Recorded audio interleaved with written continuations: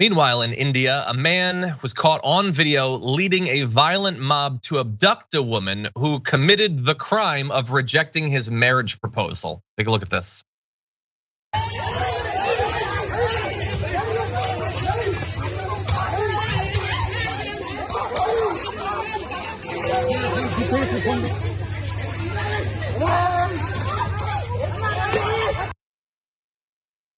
So obviously mass violence. He put together a mob of 31 people apparently, armed with sticks and iron rods. They broke into a home, conducted the actual abduction, broad daylight in the morning. The man that actually did the organizing is apparently still at large, but they were successful in arresting dozens of other people. She was eventually recovered, so that's the good news. The bad news is that this is not a solitary thing. Despite recent calls by Prime Minister Modi to end misogyny, crimes against women in India are rising.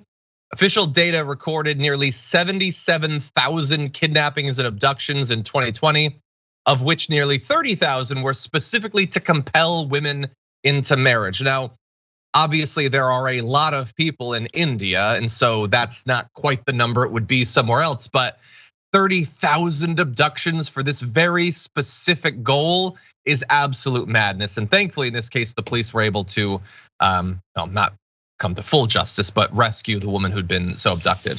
Jared, what do you think? These seem like a lot of really bad trends. The first thought I had when you see this is there's a mob of people with this one guy who for some reason have just as much invested in this abduction as he does. I don't get it. What are they benefiting from this?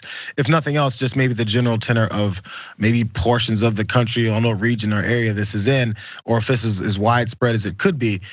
But what motivation do these folks have to participate in this act? And as you see the trends going that way, maybe it's just general societal thought processes from these corners of it, of these particular misogynistic folks who think that's just their right.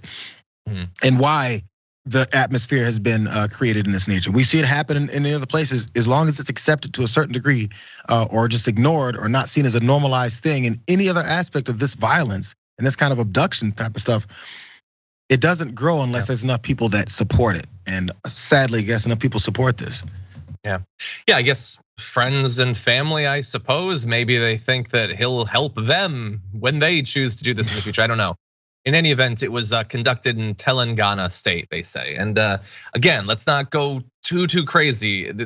It's obvious that the way too much of this is happening, but also whenever we report on news happening in other countries, I know it's very easy for an American audience to potentially, see the worst. It needs to be dealt with. It seems like there is a societal attempt to do so, but obviously a lot of work that still needs to be done.